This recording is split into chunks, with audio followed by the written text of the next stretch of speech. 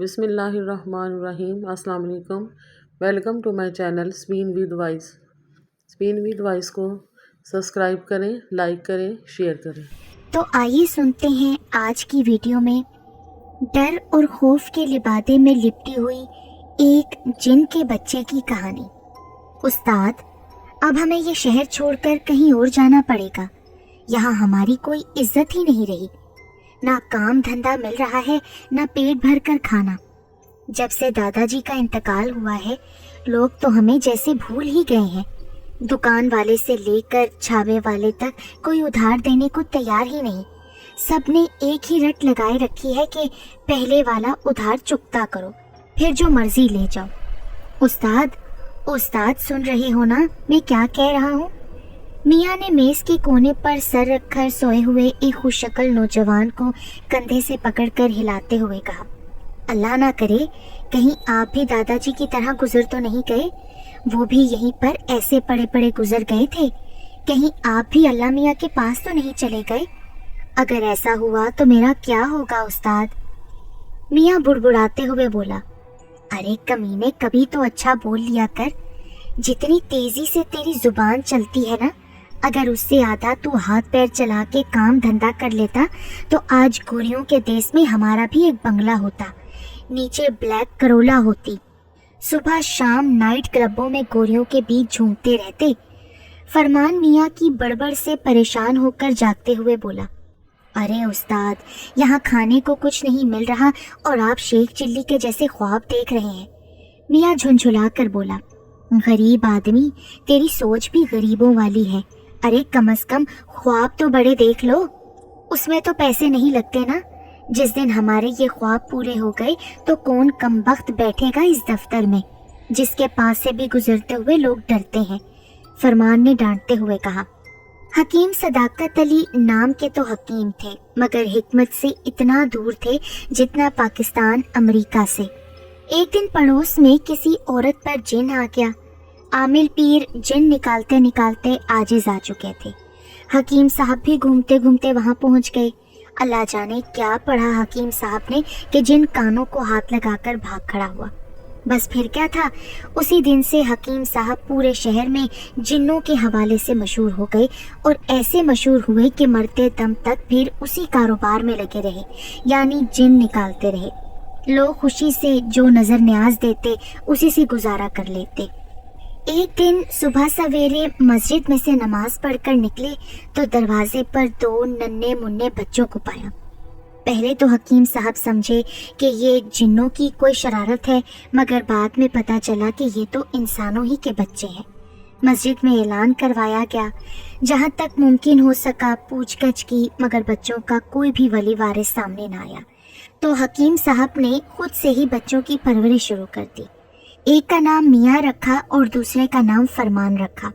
فرمان آگے جا کر بادشاہ کے نام سے پکارے جانے لگا، اور میاں بڑا ہو کر بھی چھوٹا رہ گیا، مطلب وہ پستہ قامت نکلا، جسے عرف عام میں کوڈو کہتے ہیں۔ اور بادشاہ یعنی فرمان بڑا ہو کر اپنی حرکتوں کی وجہ سے بادشاہ بن گیا۔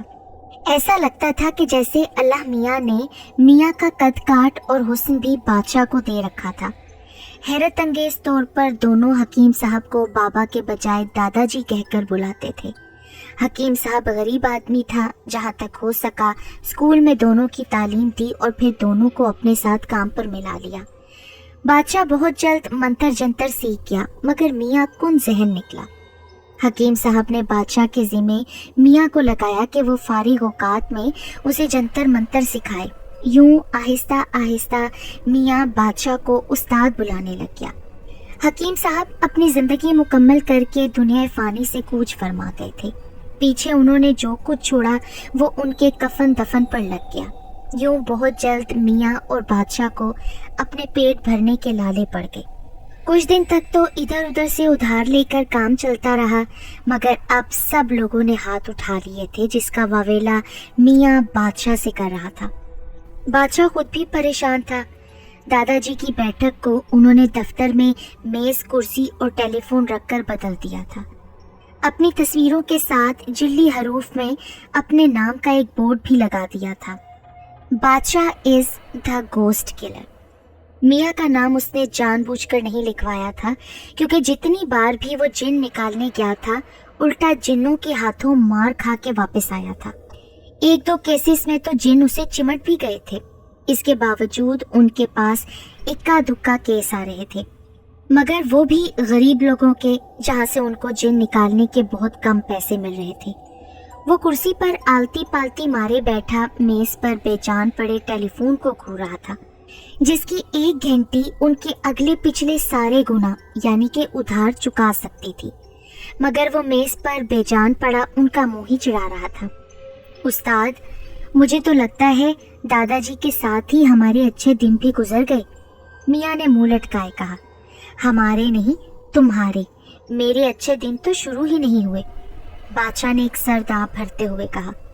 उनकी नोक-झोंक के दरमियान बेजान पड़े फोन में अचानक जान बढ़ गई और वो ट्रन ट्रन ट्रन करके घंटी बजाने लगा। मियाँ चिल्लाया, उस्ताद, फोन जल्दी उठा, घंटी बज रही है। खामोश, बादशाह बोला और लपक कर जल्दी से फोन उठा लिया। हेलो, बादशाह द घोस्ट किलर बोल रहा हूँ।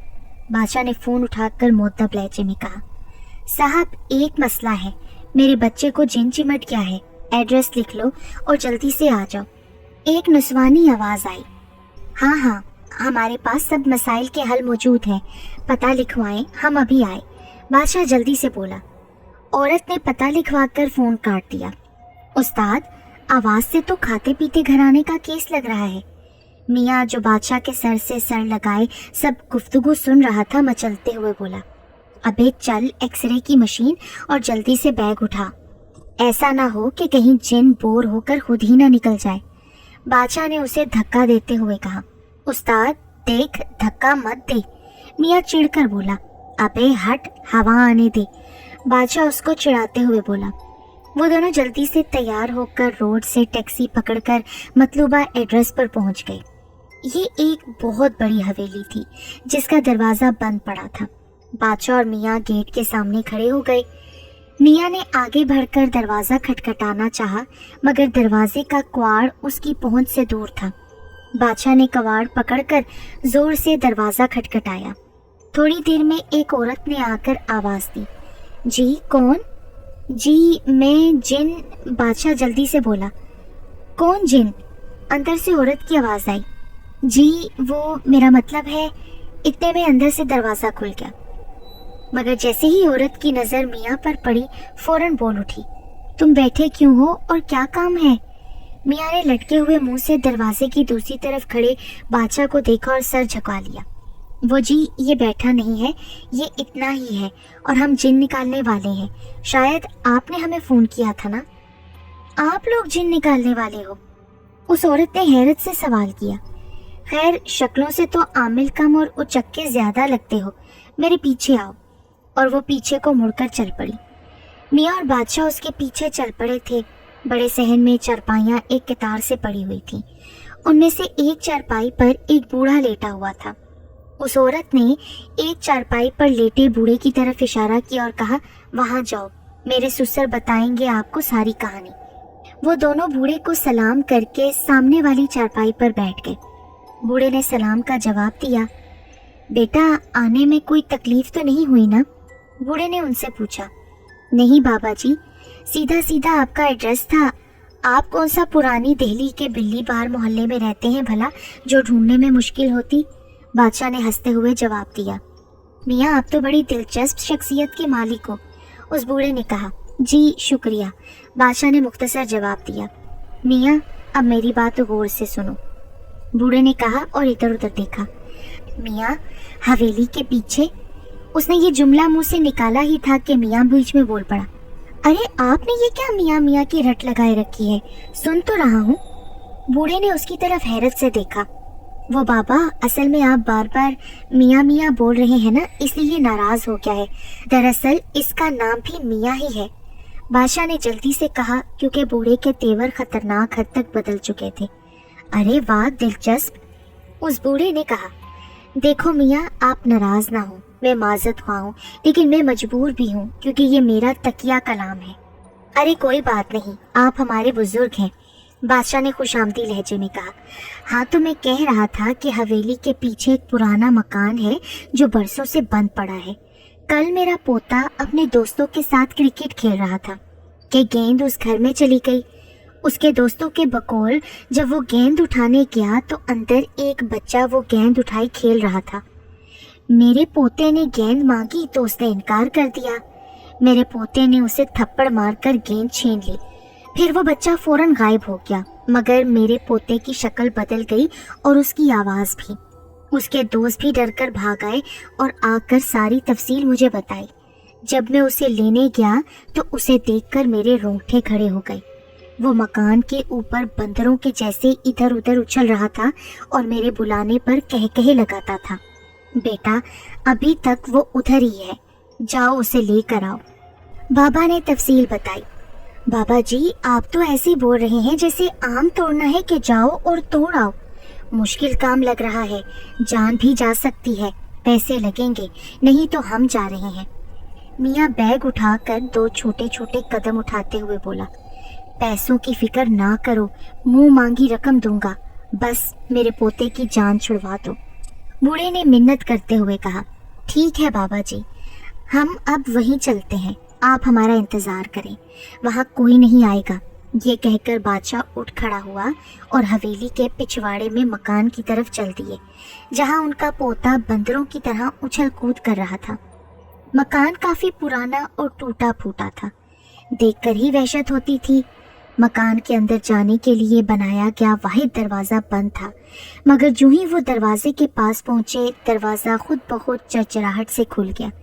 मियाँ डर के मारे बादशाह की टांगों से चिपक गया। ऐसे खुशामदीद कहने वाला जिन मैं पहली बार देख रहा हूँ। फिक्र न करो मियाँ, अगर वो बुला रहे हैं तो मिल ही लेते हैं, बादशाह ने मियाँ से कहा। फिर वो घर के अंदर दाखिल हो गया, जहाँ सामने सहन में प्लास्टिक की शायद वो गेंद पड़ी थी जिसे वो बच्चा उठाने आया था। अभी वो खड़े घर का जायजा ही ले रहे थे कि चरचराहट की दूसरी आवाज़ के साथ ही दरवाज़ा पहले के जैसे बंद हो गया। उस्ताद, बहुत मार पड़ने वाली है। मियाँ फिर से बुड़बुड़ाया, चुप कर जा खुदा के वास्ते। बादशाह गुस्से से बोला। इतने में सामने पड़ी गेंद खुद ब खुद उछलने लगी। उछलते उछलते गेंद एक कमरे में चली गई। बादशाह मियाँ को वहीं रुकने का कहकर खुद गेंद के ताकुब में चल पड़ा। कमरे के अंदर उसने झांक कर देखा तो कोई भी नहीं था। कमरा एक दूसरे कमरे से एक दरवाजे के जरिए जुड़ा हुआ था। गेंद उसके सामने उछल रही थी, फिर उछलते उछलते उसके सामने दूसरे कमरे में चली गई। बादशाह ने ज़ेरे लब कुछ पढ़कर खुद पर फूंक मारी और तेज तेज कदम उठाता हुआ दूसरे कमरे में दाखिल हो गया। कमरे में रोशनदान ना होने की वजह से दिन में भी अंधेरा था। उसके सामने कमरे के कोने में एक बच्चा जिसकी उम्र 9 साल होगी दूसरी तरफ मुंह किए खड़ा था। बादशाह बच्चे को देखकर ठिठक गया। पूरे कमरे पर एक नज़र दौड़ाई, फिर प्यार से बच्चे को आवाज़ दी, बेटा वहाँ क्या कर रहे हो, यहाँ आओ मेरे पास, आओ ना। आवाज़ सुनकर बच्चा पलटा। बच्चे की शक्ल देखकर बादशाह का दिल रह गया। खौफ की एक सर्द लहर उसके पूरे जिस्म में फैल गई। बच्चे की आंखें दहकते हुए अंगारे की तरह सुर्ख हो रही थीं। चेहरे पर थप्पड़ों के शदीद निशान पड़े हुए थे। बादशाह बच्चे की हालत देखकर समझ गया कि कोई जालिम मखलूक है जिसने इसको पकड़ रखा है। ओहो बेटा, ये तुम्हें क्या हुआ, किसने मारा है तुम्हें? बादशाह ने पुचकारते हुए कोने में मौजूद बच्चे से कहा। अचानक बच्चे ने एक खौफनाक कह कहा मारा। इसे मैंने मारा है, एक खौफनाक आवाज गूंजी। क्यों, तुमने क्यों मारा है इसे? देखो कितना प्यारा बच्चा है और तुमने इसका क्या हाल कर दिया है? बादशाह ने कहा। हमारे घर में इसकी गेंद आई थी, मुझे गेंद पसंद आ गई तो मैं खेलने लग गया। फिर ये हमारे घर बिला इजाज़त आ गया और मुझसे गेंद छीन ली। जब मैंने इसे रोका तो इसने मुझे थप्पड़ मारा था। फिर मैंने अपना बदला लिया और इसको पकड़कर अपने घर में रख लिया। बच्चे की होलनाक आवाज़ कमरे में गूंज रही थी। चलो फिर, इसकी इतनी सज़ा काफ़ी है, मैं इसे लेने आया हूँ, बच्चे को छोड़ दो। बादशाह ने पुरसकून लहजे में कहा। बच्चा नहीं आएगा, तुम चले जाओ यहाँ से, वरना तुम्हें भी उस ठिगने समेत यहीं कैद कर लूँगा। उसका इशारा मियाँ की तरफ था। जाओ, इससे पहले कि मुझे गुस्सा आ जाए, निकल जाओ हमारे घर से। मेरे माँ बाप आने वाले हैं, उन्होंने तुम्हें यहाँ देख लिया तो मारे जाओगे। बच्चे ने गुस्से से बोलते हुए कहा, देखो इसे छोड़ दो, ये फिर तुम्हारे घर कभी नहीं आएगा और गेंद भी तुम्हारी हुई, अब ठीक है ना? बादशाह ने कहा, नहीं, जाओ यहाँ से। बच्चे ने अपने हाथ आगे बढ़ाए जो लंबे होकर बादशाह की गर्दन तक पहुंच गए। जैसे ही हाथ बादशाह को लगे, बच्चे को एक जोर का झटका लगा और बच्चा अपना हाथ मसलते हुए उछलने लगा, जैसे उस्ताद से डंडा खाने के बाद बच्चा उछलता है। अब मैं तुम्हें आखिरी बार कह रहा हूँ, छोड़ दो इस बच्चे को, वरना तुम्हें मैं कैद करके अंधे कुएं में लटका दूंगा। बादशाह ने अपना लहजा कड़क करते हुए कहा, कभी नहीं। बच्चा जिद करते हुए बोला और उछलकर दीवार से बंदर की तरह चिपक गया। फिर वहां से छलांग लगाकर कमरे से बाहर निकल गया। बादशाह भागकर उसके पीछे लपका, मगर बच्चा छलावे की तरह पल भर में गायब हो चुका था। अब फिर बादशाह के आगे एक बार वही गेंद उछल रही थी। बादशाह ने भागकर गेंद को पकड़ लिया, लेकिन उस गैर मर्ई ताकत ने जोर लगाकर गेंद बादशाह के हाथों से छीन ली। बादशाह गुस्से से ज़ेरे लब कुछ पड़ते हुए उछलती गेंद की तरफ बढ़ा और गेंद को पकड़ लिया। अब की बार बादशाह की किसी ने कलाई पकड़ी। बादशाह ने दूसरे हाथ से नजर न आने वाले हाथ को पकड़ा और उसे घसीटते हुए कमरे से बाहर ले आया जहां मियाँ खड़ा था। दायरा लगाओ जल्दी से, बादशाह ने धाड़ते हुए मियाँ को कहा। मियाँ ने बैग में मौजूद डब्बे से सुर्ख रंग का सफूफ निकाला और दायरे की शक्ल में जमीन पर बखेर दिया। बादशाह अब उस गैर मर्ई मखलूक को दायरे के अंदर खींच रहा था, मगर वो बादशाह को पीछे धकेल रही थी। बिला आखिर बादशाह उस अनदेखी मखलूक को दायरे में खींचकर लाने में कामयाब हो गया। अब दायरे के अंदर से चीखने और चिल्लाने की आवाजें आना शुरू हो गई थीं, मगर अभी तक कोई वजूद जाहिर नहीं हुआ था। बादशाह ने अपनी आंखें बंद की और एक बार फिर ज़ेरे लब जल्दी जल्दी मंत्र पढ़ने शुरू कर दिए। दायरे के अंदर काले रंग का धुआं भरना शुरू हो गया था। फिर आहिस्ता आहिस्ता वो धुआं छटने लगा। इसके साथ ही दायरे में एक बच्चा, जिसकी जिल्द हाथी की तरह खुरदरी थी, चेहरे पर बाल काले स्याह थे, हाथों के नाखून बहुत बड़े बड़े थे, दायरे में दहकती आंखों के साथ बैठा बादशाह को घूर रहा था। बोल, अब छोड़ेगा बच्चे को या बोतल में डालकर अंधे कुएं में फेंक दूं? बादशाह ने जाहिर होने वाले जिन के बच्चे को डांटते हुए कहा। मुझे छोड़ दो, मैं इसे छोड़ देता हूँ। बादशाह की धमकी का खातिर ख्वाह असर हुआ, लेकिन आइंदा से कोई हमारे घर ना आए और वो गेंद भी मेरी है। जिन के बच्चे ने रूठे हुए लहजे में कहा, तुम्हें और भी गेंदें मिल जाएंगी, मगर भूल कर भी इस बच्चे को अब ना देखना। अब चलो बच्चे को यहाँ ले आओ, बादशाह ने कहा। थोड़ी देर में मकान के कमरे से एक बच्चा भागता हुआ बाहर आया और हैरानी से बादशाह और मियाँ को देखने लग गया। बेटा जाओ अपने घर, आपकी मामा और दादा इंतजार कर रहे हैं। बच्चा बादशाह की बात सुनकर हवेली की तरफ भाग गया। तुमने अपना वादा निभा दिया है और मैं अपना वादा निभा रहा हूँ। अब की बार किसी को परेशान मत करना, वरना याद रखना बादशाह अपनी बात नहीं दोहराता। फिर बादशाह ने अपने हाथ से दायरे को मिटाना शुरू कर दिया। जैसे ही दायरे के निशान मिटे, बच्चा गधे के सर से सींग की तरह गायब हो गया। बादशाह हाथ झाड़ता हुआ उठ खड़ा हुआ। उनसे थोड़े फासले पर पड़ी गेंद एक बार फिर से उछलने लग गई, मगर अब की बार हवा में हल्के हल्के कहकही गूंज रहे थे।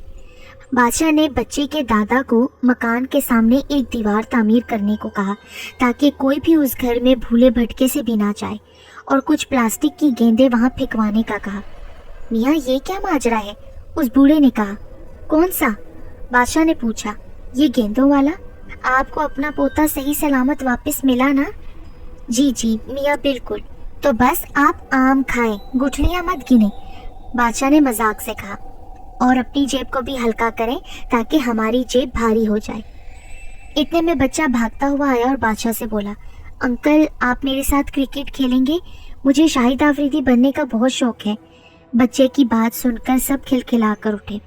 बूढ़े मियाँ ने हरे रंग के नोटों की एक गड्डी निकालकर बादशाह की तरफ शुक्रिया के साथ बढ़ा दी, जिसे बादशाह से पहले मियाँ ने जल्दी से उचक लिया। बादशाह बूढ़े मियाँ से इजाज़त लेकर वापस दफ्तर को चल पड़ा, जहाँ वो फिर किसी और केस के इंतज़ार में बैठ गए। उस एक गड्डी से मियाँ और बादशाह के अगले पिछले सारे कर्जे ख़त्म हो गए और उन्होंने एक अदद बाइक भी खरीद ली ताकि उनका कारोबार और बढ़ सके।